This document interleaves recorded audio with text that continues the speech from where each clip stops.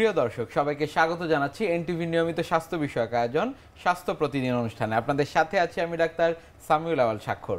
প্রতিদিনের মতো আজও আমরা একটি গুরুত্বপূর্ণ বিষয় নিয়ে কথা বলবো। আজ আমাদের আলোচনার বিষয় বন্ধ্যাত্ব। এই গুরুত্বপূর্ণ বিষয়টি নিয়ে আলোচনা করবার জন্য আজ আমাদের সাথে স্টুডিওতে রয়েছেন একজন বিশেষজ্ঞ চিকিৎসক। চলুন দর্শক, অনুষ্ঠানের শুরুতেই পরিচিত হয়ে আসি আমাদের আজকের অতিথির সাথে। ডাক্তার কাজী তাসলিমা 1999 সালে স্যার সলিমুল্লাহ মেডিকেল কলেজ থেকে MBBS ডিগ্রি অর্জন করেন। এরপর তিনি চিকিৎসা বিজ্ঞানে উচ্চতর FCPS ডিগ্রি লাভ করেন। বর্তমানে তিনি স্বাস্থ্য ও পরিবার কল্যাণ মন্ত্রণালয়ে গাইনি অ্যান্ড অবস বিভাগে কনসালটেন্ট হিসেবে কর্মরত। আপনাকে স্বাগত জানাচ্ছি আমাদের আজকের এই আয়োজনে। ধন্যবাদ। আজ আমরা খুব গুরুত্বপূর্ণ একটি বিষয় নিয়ে আলোচনা করব, সেটি হচ্ছে বন্ধ্যাত্ব। আমরা আসলে অনেক ক্ষেত্রেই দেখি যে অনেকেই বারবার চিকিৎসকের শরণাপন্ন হচ্ছেন, কেউ কেউ বিদেশগামী হচ্ছেন শুধুমাত্র এই বন্ধ্যাত্বের কারণে। আমি যদি একেবারে অনুষ্ঠানের শুরুতে একটু আপনার কাছ থেকে জেনে নিতে পারি, সেটি হচ্ছে বন্ধ্যাত্ব আসলে কখন আমরা বলতে পারবো? মানব সভ্যতাকে এগিয়ে নেওয়ার জন্য আল্লাহ তাআলার একটা দান বা আল্লাহ তাআলার একটা প্রসেস, যেটা মানুষকে আল্লাহ তাআলা দিয়েছেন, যে প্রজনন ক্ষমতা, বংশ পরম্পরায় মানব জাতিকে সমৃদ্ধ করার জন্য। তো এই যে প্রসেস, এটা আমরা আমাদের ডাক্তারি ভাষায় যদি বলতে চাই যে একজন সক্ষম দম্পতি যদি 1 বছর কোনো রকম প্রোটেকশন ছাড়া বা কোনো রকম জন্ম নিয়ন্ত্রণ পদ্ধতি ছাড়াই যদি বসবাস করে, তারপরেও যদি তারা গর্ভধারণ করতে না পারে, তখন সেটাকে আমরা বন্ধ্যাত্ব হিসেবে ধরে নেই। 1 বছর যেতে হবে। অনেক ক্ষেত্রে আমরা দেখি যে একজন দম্পতি খুব দ্রুতই গর্ভধারণ করতে চান এবং খুব দ্রুতই দেখা গেল 2 মাস বিয়ে হয়েছে বা 3 মাস হয়েছে, চলে আসেন ডাক্তারের কাছে যে আমি গর্ভধারণ করব। তখন খুব দ্রুত চান, যখন তাদের ফ্যামিলি চাচ্ছে বা মুরব্বীরা চাচ্ছেন, বিশেষ করে বলেন যে আমার শ্বশুর শাশুড়ি চাচ্ছেন, তো এরকম বলেন। তো আমরা তখন বলি যে আসলে আমরা বন্ধ্যাত্ব তখন আর আমরা করতে পারি না, ডিফাইন করতে পারি না, বা আমরা ওটাকে বন্ধ্যাত্ব হিসেবে ধরে নিতে পারি না, কারণ আমরা জানি যে 1 বছর না গেলে আমরা এটাকে ধরতে পারবো না। এই হচ্ছে এটা। সেক্ষেত্রে আসলে বন্ধ্যাত্বের পেছনে কোন কোন কারণগুলো বেশি দায়ী? আমাদের সমাজে আসলে বন্ধ্যাত্ব বলতে আমরা অনেক সময় আমাদের সমাজে এখনো কিন্তু মেয়েদেরকে দায়ী করা হয়, কিন্তু গবেষণায় দেখা গেছে যে বন্ধ্যাত্বর কারণ যেমন 30 থেকে 40 ভাগ মেয়েরা দায়ী, আবার 30 থেকে 40 ভাগ কিন্তু পুরুষও দায়ী, আবার 20 থেকে 30 ভাগ উভয়ই দায়ী, আবার কোনো কোনো ক্ষেত্রে 5 থেকে 10% ক্ষেত্রে দেখা যাচ্ছে যে অনেক সময় কজ বোঝা যায় না, কারণ জানা যায় না, অজানা কারণ। তো এক্ষেত্রে অবশ্য কারণটা এখন যেহেতু অনেক ধরনের পরীক্ষা নিরীক্ষা, অনেক ধরনের গবেষণার কারণে আমাদের অজানা কারণটা আস্তে আস্তে আমরা এক্সপ্লোরেশনের জন্য অজানা কারণের পরিমাণটা আস্তে আস্তে কমে যাচ্ছে। দেখা যাচ্ছে যে এখন 3 থেকে 5% হয়ে যাচ্ছে আর কি, অজানা কারণটা আর একটু কমে যাচ্ছে। সেক্ষেত্রে আসলে আপনাদের কাছে যখন রোগীরা আসেন, শুধুমাত্র কি মহিলারাই আসেন নাকি সাথে যে তার স্বামী তাদেরকে সহ আসেন? মহিলারাই বেশিরভাগ আসেন, কিছু কিছু ক্ষেত্রে যারা সচেতন স্বামীরাও আসেন। তো অনেক সময় আমরা দেখি যে রোগীকে যখন আমরা বলি যে আপনার পরীক্ষা নিরীক্ষার সাথে আপনার স্বামীরও পরীক্ষা নিরীক্ষা করতে হবে, তখন অনেক সময় আমাদের দেশে কিন্তু সীমাবদ্ধতা আছে, অনেক সময় পুরুষরা পরীক্ষা করাতে চান না। ওনারা বলেন যে আমাদের কোনো সমস্যা নাই, মহিলাদেরই সমস্যা। মানে ওনারা আসলে ওই সময় আমি ওই মহিলা বা তার সাথে যে আসেন তাকে আমি বলি যে আপনি আপনার স্বামীকে নিয়ে আসবেন। কেন নিয়ে আসবেন? যে আমরা বুঝাই দিব যে আসলে 2 জনের সম্মিলিত চেষ্টাতেই তো একজন শিশু জন্মগ্রহণ করে, তো সুতরাং সমস্যা 2 জনেরই হতে পারে। আর আমাদের দেশে কিছুটা সীমাবদ্ধতা আছে আমাদের সমাজে, বিশেষ করে গ্রামে গঞ্জে, যে ছেলেদের যদি কোনো দোষ বা কোনো ত্রুটি আইডেন্টিফাই, এটা তারা কখনোই এক্সপ্লোর করতে চান না বা কাউকে জানাতে চান না। আসলে এটা তো মহিলাদেরই যে সমস্যা হবে তা না, পুরুষদেরও হতে পারে। আর এটা তো কারোর দোষ না, এটা তো নিজের থেকে কেউ করে না। তো সুতরাং আমাদের সমাজে যে এই একটা ধারণা যে তার একটা দোষ, মহিলাদের একটা দোষ, যে সে বন্ধা, তার একটা দোষ বা তার একটা ত্রুটি, এই হিসাবে যদি আমরা ট্রিট না করি, এটাকে একটা সাধারণ রোগ হিসেবে, যেমন আমার জ্বর হতে পারে, সর্দি কাশি হতে পারে, যেমন আমার অন্যান্য রোগ হতে পারে, তেমনি এটাও হতে পারে। এই যে একটা স্বাভাবিকতা নিয়ে আসা, এটা কিন্তু খুব জরুরি। মানে আমরা এটাকে অন্য ধরনের একটা ইয়ের মধ্যে নিয়ে যাই, যে এটা একটা অপরাধ বোধ বা এটাতে আমার মানে ইনফিরিয়রিটিতে ভুগি আমরা, যে আমি ছোট হয়ে গেলাম মানুষের কাছে। এই জিনিসটা আসলে আমাদের দূর করা উচিত। দূর করলে আসলে আমার মনে হয় আরও ছেলেরা বেশি পুরুষদের যে সমস্যাগুলি আরো বেশি এক্সপ্লোর হবে এবং আমরা সচেতনতা বার হবে। নিশ্চয়ই। সেক্ষেত্রে আসলে একজন দম্পতি বা আমি যদি একটু আপনার কাছে জিজ্ঞেস করতে পারি, সেটি হচ্ছে যে কখন চিকিৎসকের শরণাপন্ন হবেন এই বন্ধ্যাত্ব বিষয়টি নিয়ে? যখন আমরা বলবো যে 1 বছর তারা মানে কোনো পদ্ধতি নেবেন না, এরকম ভাবে চেষ্টা করার। আর যাদের বয়স কম আছে তারা আরো কিছুদিন ওয়েট করতে পারেন। দেখা যাচ্ছে 1 বছর হয়েছে, 2 বছরও তারা ওয়েট করতে পারেন। যদি কোনো মানে ইমার্জেন্সি, এমন দেখা যাচ্ছে যে পুরুষটা হয়তো বিদেশে চলে যাবে বা তিনি একজন চাচ্ছেন, বা মেয়েটার হয়তো বয়স বেশি হয়ে গেছে, 30 হয়ে গেছে, সেক্ষেত্রে কিন্তু একটু আর্লি আসা উচিত। আর যদি দেখা যায় যে মেয়ের বয়স 20, 22 বা এরকম 25-এর মধ্যে, তখন দেখা যায় যে একটু লেট করলে অত সমস্যা হয় না সাধারণত। নিশ্চয়ই। আপনাদের কাছে যখন আসছে তারপরে আসলে তাদেরকে কি কি পরীক্ষা নিরীক্ষার মধ্যে দিয়ে যেতে হয়? আমাদের কাছে যখন আসে তখন আমরা তার কিছু পরীক্ষা নিরীক্ষা করি, যে আমাদের যেমন মহিলাদের ক্ষেত্রে তার ডিম্বাণুটা সঠিকভাবে মাসে মাসে ফুটছে কিনা, এরপরে ডিম্বাণু যে পথ দিয়ে অতিক্রম করবে, জরায়ুতে প্রবেশ করবে, সেই পথটা ঠিক আছে কিনা, তারপরে জরায়ুতে যে একটা ভ্রূণ একটা বাচ্চা তৈরি হবে, সেই বাচ্চাটার জায়গাটা ঠিক আছে কিনা, অর্থাৎ জরায়ু ঠিক আছে কিনা, যে পথটা ঠিক আছে কিনা, এবং এগুলো সব কিছুকে নিয়ন্ত্রণ করে হচ্ছে আমাদের ব্রেন এবং হরমোন। ওই হরমোন সিস্টেমটা ঠিক আছে কিনা, এই সমস্ত জিনিসগুলো আসলে আমরা পরীক্ষা করে দেখি। যদি আর ছেলেদের ক্ষেত্রে আমরা দেখি যে বীর্যটা কোয়ালিটি ঠিক আছে কিনা বা পরিমাণে ঠিক আছে কিনা, সেটা সঠিকভাবে মুভমেন্ট বা চলাচল করতে পারে কিনা, এই সমস্ত জিনিসগুলো আমরা সাধারণত দেখি। আর হরমোনের ইয়েটাও পুরুষদের ক্ষেত্রেও জরুরি। নিশ্চয়ই। আপনারা আসলে পরবর্তী সময় পরীক্ষা নিরীক্ষার পরে কাউন্সেলিংটি কিভাবে করে থাকেন? আসলে আমাদের দেশে কাউন্সেলিংটা আমরা এখনো আসলে অনেক পিছনে আছি। কাউন্সেলিংয়ের ক্ষেত্রে আমাদের দেখা যায় যে আমাদের দেশে হয়তো একই ট্রিটমেন্ট, অন্য বিদেশে গিয়ে মানুষ বলে যে আমরা অনেক ভালো ট্রিটমেন্ট করে আসছি, আমাদের ডাক্তার অনেক ভালো চিকিৎসা দিয়েছে। আসলে যে বিষয়টা সেটা হচ্ছে যে আমাদের কিছু সীমাবদ্ধতা আছে। কাউন্সেলিং আমরা অনেক সময় সঠিকভাবে কাউন্সেলিংটা আমরা করতে পারি না। তবে কাউন্সেলিং ক্ষেত্রে যেটা আমি সবসময় বলি বা সবসময় এটা খুবই জরুরি, সেটা হচ্ছে যে আমাদের প্রথমেই আসতে হয় আমার লাইফস্টাইল দিয়ে, এবং আমার খাদ্যাভ্যাস এবং লাইফস্টাইল, এটা কিন্তু আসলে বন্ধ্যাত্বের সাথে সরাসরি জড়িত। আমরা যখন মানে কোনো রোগীর চিকিৎসা করি, দেখা যাচ্ছে অনেক রোগী আমার কাছে এরকম আসে যে যারা বিভিন্ন ধরনের বড় বড় ডাক্তারের কাছে গিয়েছে এবং অনেক ধরনের মানে ইমপ্রুভ ট্রিটমেন্টও তারা নিয়েছে, কিন্তু প্রেগন্যান্সি হয় নাই। কিন্তু দেখা যাচ্ছে যে এই প্রথম যে স্টেপটা, যে তার খাদ্যাভ্যাসটা পরিবর্তন করা, তার কিছু এক্সারসাইজ করা, তার মানসিক কারণ আমাদের হরমোনের যে সাইকেলটা, এটা কিন্তু আসলে আমাদের মানসিক ইয়ের সাথে অনেক বেশি রিলেটেড। আমার যদি মন ভালো না থাকে, আমি যদি বিভিন্ন স্ট্রেসের মধ্যে থাকি, বিভিন্ন রকমের মানসিক চাপের মধ্যে থাকে, তাহলে দেখা যাচ্ছে যে ওই মানসিক চাপের কারণে আমার হরমোনটা ঠিকমতো কাজ করে না। তখন কিন্তু এমনিতেই আমার ওভুলেশন বা ডিম যে ফুটে বাচ্চা হওয়ার জন্য, সেটা কিন্তু ঠিকমতো হয় না। তো সেক্ষেত্রে মানসিক চাপটাকে সরিয়ে ফেলা, এবং প্রথমেই আমরা অ্যাডভাইস দেই, আমি যেহেতু বলি যে আপনার খাদ্যাভ্যাসটা ঠিক করেন, এবং আমাদের এখন আসলে খাদ্যাভ্যাসটা খুব বেশি জরুরি, কারণ আমরা অনেক সময় ফাস্ট ফুড থেকে শুরু করে মানে আমাদের হেলদি ফুড যেটা, সেটা থেকে বিরত থেকে আমরা অনেক সময় জাঙ্ক ফুড খাই। এই সমস্ত জিনিস আসলে আমাদেরকে বন্ধ্যাত্বের দিকে নিয়ে যায় অনেক সময়। এটা আমাদের জন্য এখান থেকে শুরু করে, এবং হেলদি যে প্র্যাকটিসটা, যেমন আমাদের ঘুম, রেস্ট এবং আমাদের কাজকর্ম, দেখা যাচ্ছে যে আমরা রাত্রে মোবাইল টিপি, রাত্রে জেগে থাকি, দিনের বেলা আমরা ঘুমিয়ে থাকি। এই যে আমাদের সাইকেল যখন চেঞ্জ হয়ে যায়, তখন আমাদের হরমোনাল লেভেলও কিন্তু এলোমেলো হয়ে যায়, সেটাও কিন্তু ব্যালেন্স হতে পারে না।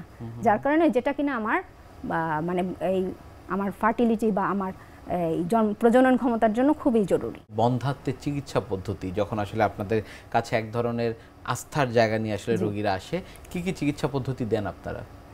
চিকিৎসা পদ্ধতি যে প্রথম থেকে আমরা শুরু করলাম যে কাউন্সেলিং, তাকে এরপরে হচ্ছে তার অনুযায়ী, তার সমস্যা অনুযায়ী, তার কি সমস্যার কারণে তার বন্ধ্যাত্ব হচ্ছে না, আমরা পরীক্ষা নিরীক্ষা করে দেখি যে তার ডিমটা নিয়মিত ফুটছে কিনা, তারপরে তার ওই গতিপথটা ঠিক আছে কিনা, জরায়ুর মধ্যে যে যাবে জরায়ুটা ঠিক আছে কিনা। যখন দেখি যে আমরা ডিম ফুটছে না, তখন হয়তো অনেক সময় আমরা ডিম ফুটার জন্য ওষুধ দিই, হ্যাঁ, বা ইনজেকশনও আছে, সেক্ষেত্রে আমরা এটা হেল্প করা হয়। এটা নির্দিষ্ট মাসিকে নির্দিষ্ট দিনে নিতে হয়। এছাড়া যদি তার পথের কোনো সমস্যা হয়, যে যেমন ধরা তার আগে কোনো ইনফেকশন হয়েছিল, পথটা বন্ধ আছে কিনা, সেটা আমরা এক্সরে করে দেখি। দেখার পরে যদি দেখা যায় এরকম, অথবা ল্যাপারোস্কোপির মাধ্যমেও এটা অনেক সময় চিকিৎসা করা যায়। আর হচ্ছে যদি তার জরায়ুটার কোনো সমস্যা, তখন হরমোনের মাধ্যমে আমরা জরায়ু চিকিৎসাও করা হয়। আবার দেখা যাচ্ছে জরায়ুতে কিছু টিউমারের কারণে হয়তো অনেক সময় বান্ধত্ব দেখা যায়, তখন অনেক সময় সার্জারিও লাগে, অপারেশনও লাগে। আর ছেলেদের ক্ষেত্রে যেটা অনেক সময় তার বীর্যের কোয়ালিটিটা ভালো থাকে না, তাকে আমরা ওষুধ দিই, অথবা বীর্যর কোনো পথ যদি বন্ধ থাকে সেখানেও সার্জারির একটা রোল আছে। আর হরমোনের চিকিৎসাও সেক্ষেত্রে আমাদের করতে হয়, সে যদি প্রয়োজন হয় তাহলে হরমোনের চিকিৎসা আমরা ওষুধ দিয়ে করে থাকি। একেবারে শুরুতে আসলে সার্জারিতে যেতে রাজি হয় কিনা তারা? একেবারে শুরুতে আসলে সার্জারির কথা আমরা বলিও না। হ্যাঁ, যখন অপারগ আমরা যখন ওষুধ দিয়ে হচ্ছে না বা হচ্ছে না, তখন সেক্ষেত্রে প্রথমে আমরা ল্যাপারোস্কোপিতে যাই। তাছাড়া বেশিরভাগ ক্ষেত্রে ল্যাপারোস্কোপিতেই সাধারণত হয়ে যায়। তবে যদি বড় কোনো টিউমার থেকে থাকে বা ওই ধরনের কোনো সমস্যা থেকে থাকে তাহলে হয়তো ওপেন সার্জারির প্রয়োজন হতে পারে। আপনার কাছ থেকে শুনছিলাম যে চিকিৎসা পদ্ধতি কি কি রয়েছে, এবং অনুষ্ঠানের একেবারে শুরুর দিকে আপনি বলছিলেন যে বন্ধ্যাত্বকে অনেকে আসলে একেবারে শুধুমাত্র মেয়েদের মনে করে থাকে। আমি যদি একটু আপনার কাছ থেকে জানতে পারি, সেটি হচ্ছে ছেলেদের ক্ষেত্রে বন্ধ্যাত্ব ব্যাপারটি কি আসলে? ছেলেদের ক্ষেত্রে যে বন্ধ্যাত্ব বিষয়টা, সেটা হচ্ছে যে অনেক সময় দেখা যায় যে ছেলেরা যে বীর্যটা থাকে তার সেই যে বীর্যটা ঠিক মতো জায়গাতে তারা পৌঁছাতে পারে না, এটা একটা হতে পারে। অথবা তার সেই বীর্যের কোয়ালিটিটা ঠিক মতো থাকে না, যেমন তার হচ্ছে পরিমাণটা, যেমন আমরা বলি যে প্রতি ml স্পার্মের কাউন্ট থাকতে হবে 10 মিলিয়নের বেশি। তো সেক্ষেত্রে যদি এর চেয়ে কম থাকে তো সেক্ষেত্রে তখন দেখা যাচ্ছে যে এখানে ছেলেদের বন্ধ্যাত্ব হতে পারে। বা তার মোটিলিটি যে পরিমাণ থাকার কথা, অন্তত পক্ষে 30 থেকে 40% মোটিলিটি থাকতে হবে। তো সেক্ষেত্রে এর চাইতে যদি কম থাকে তাহলে সেক্ষেত্রেও বন্ধ্যাত্ব হতে পারে। আবার ছেলেদের হরমোনের সমস্যা অনেক ক্ষেত্রে, যে থাইরয়েড হরমোন বা অন্যান্য হরমোন, সেক্স হরমোন যেগুলো বলে অ্যান্ড্রোজেন, এই সমস্ত হরমোনের সমস্যার কারণেও ছেলেদের বন্ধ্যাত্ব হতে পারে। আরেকটা বিষয় হচ্ছে যে অনেক সময় ইনফেকশন, যেমন HIV ইনফেকশন বা তার যৌন অঙ্গে কোনো ইনফেকশন যদি হয়, ব্যাকটেরিয়া বা ভাইরাস দিয়ে ইনফেকশন, অথবা যদি অনেক সময় দেখা যাচ্ছে তার মামসের হিস্ট্রি আছে, মামস হয়েছিল, পরবর্তীতে ওইখান থেকেও শুক্রাশয়ে ইনফেকশন হতে পারে। আরেকটা কিছু জিনিস ক্ষেত্রে তার জন্মগত কিছু ত্রুটি, যেমন শুক্রাশয়টা যদি ঠিকমতো জায়গাতে না নেমে আসে, আনডিসেন্ট টেস্টিস যেটাকে আমরা ডাক্তারি ভাষায় বলে থাকি, হ্যাঁ, বা টেস্টিকুলার টিউমার, তারপরে প্রোস্টেটের কোনো সমস্যা, এই ধরনের সমস্যা হয়ে গেলে তা হতে পারে। অথবা সার্জারি, অনেক সময় তার হার্নিয়া অপারেশন হয়, সার্জিক্যাল হিস্ট্রি থাকে, বা অনেক সময় সে ড্রাগ খেয়ে থাকে, কোনো কেমোথেরাপি নেয়, ক্যান্সারের চিকিৎসা নিয়ে রেডিওথেরাপি নেয়, এই সমস্ত কারণে হতে পারে আর কি। সেক্ষেত্রে আসলে কি করণীয়, কি চিকিৎসা পদ্ধতি রয়েছে? আমরা যখন দেখি যে তার স্পার্ম টেস্ট করে যেগুলা, তখন সেক্ষেত্রে আমাদের ওষুধ দিয়ে আমরা ট্রিটমেন্ট করতে পারি। পরবর্তীতে হয়তো 3-4 মাস পরে আমরা আবার স্পার্মের ইয়েটা দেখি, টেস্ট করে যে কতটুকু ইমপ্রুভ করেছে। অনেক সময় যদি হরমোনের সমস্যা থাকে তাহলে হরমোন ট্রিটমেন্ট দিলে ওইটাকে ঠিক হয়ে যায়। তবে যদি দেখা যায় যে স্পার্ম কাউন্ট খুবই কম, সেক্ষেত্রে ওখানে কোনো ব্লক আছে কিনা, কোনো কারণে নালীটা ব্লক হয়ে গেছে কিনা, সেটা আমাদের টেস্ট করে দেখতে হয়। যদি সেখানে হয় তাহলে আমরা হয় অপারেশন করতে হয়, অথবা নালীর ওখান থেকে আমরা হচ্ছে স্পার্মটাকে একটা যন্ত্রের মাধ্যমে করে নিয়ে আসতে হয়। নিয়ে আসতে আমরা ইক্সি করি, হ্যাঁ, অন্যভাবে আর কি IVF পদ্ধতিতে। তখন আবার আমরা বন্ধ্যাত্বের এই বিষয়গুলো নিয়ে আরও কথা বলবো, তবে তার আগে আমাদের এই অনুষ্ঠানে এটি নিয়মিত সেগমেন্ট হচ্ছে বিভিন্ন খাদ্যের পুষ্টি গুণাগুণ সম্পর্কে আমাদের দর্শকদের জানিয়ে দেয়া। প্রিয় দর্শক, দেখছেন স্বাস্থ্য প্রতিদিন। কথা হচ্ছিল খুব গুরুত্বপূর্ণ একটি বিষয়, বন্ধ্যাত্ব নিয়ে। অনুষ্ঠানের পর্যায়ে দেখে নেব বিভিন্ন খাদ্যের পুষ্টি গুণাগুণ সম্পর্কে আমাদের পুষ্টিবিদের কাছ থেকে। আমাদের দেশের অনেক মেয়েরাই বিয়ের পরে বিভিন্ন রকম সমস্যার সম্মুখীন হয়। তার মধ্যে একটি অন্যতম বড় সমস্যা হলো মেয়েদের ফার্টিলিটি কমে যাওয়া, অর্থাৎ মেয়েরা কনসেপ্ট করতে চায় না। সেক্ষেত্রে অনেকগুলো বিষয় এখানে কাজ করে, যেমন মেয়েদের বয়স, ওজন এবং বিভিন্ন হরমোনাল সমস্যা। ফার্টিলিটি বৃদ্ধির জন্য অবশ্যই আপনাকে পুষ্টিকর খাবার প্রতিদিন খাদ্য তালিকায় রাখতে হবে, এবং সেই সাথে খেয়াল রাখতে হবে শরীরের অতিরিক্ত ওজন নিয়ন্ত্রণে রাখা। যদি আপনার শরীরের ওজন বেশি হয়ে যায় সেক্ষেত্রে আপনাকে কম পরিমাণে খাবার গ্রহণ করতে হবে, কিন্তু সেই খাবারটা অবশ্যই সুষম এবং পুষ্টিকর হতে হবে। ফার্টিলিটি বৃদ্ধির জন্য ভিটামিন ডি এর গুরুত্ব অনেক বেশি। ওভুলেশন বা হরমোনাল ব্যালেন্সের জন্য ভিটামিন ডি এর গুরুত্ব অনেক। আমাদের দেশের মেয়েদের বেশিরভাগই দেখা যায় যে ভিটামিন ডি এর ডেফিসিয়েন্সি তৈরি হয়েছে। সেক্ষেত্রে গ্রামে যারা থাকে তাদের ভিটামিন ডি এর ডেফিসিয়েন্সি তুলনামূলক কম হয়, কারণ তারা সকালবেলা রোদটা স্কিনে পাচ্ছে। কিন্তু আমাদের দেশের শহরের মেয়েরা সবসময় অফিস এবং ঘরের মধ্যে থাকার কারণে পর্যাপ্ত পরিমাণ সূর্যের আলো না পাওয়ায় তাদের শরীরে ভিটামিন ডি তৈরি হচ্ছে না। সেক্ষেত্রে তারা অবশ্যই সকালবেলা সূর্যের আলোতে একটু বসবে এবং ভিটামিন ডি জাতীয় খাবার খাদ্য তালিকায় রাখবে।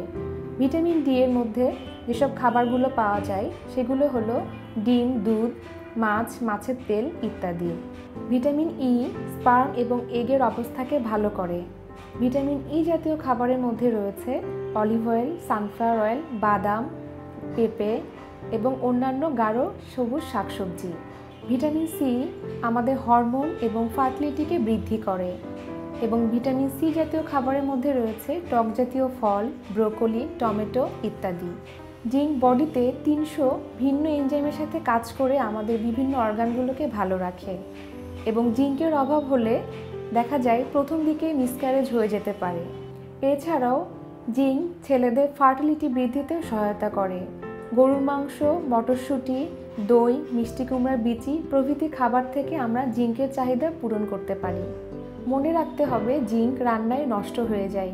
ওমেগা 3 সম্পন্ন খাবার ফার্টিলিটি বৃদ্ধিতে অনেক গুরুত্বপূর্ণ ভূমিকা রাখে। ডিম, ডাল, কিছু সবজি এবং মাছ এবং মাছের তেল থেকেও আমরা ওমেগা 3 চাহিদা পূরণ করতে পারি।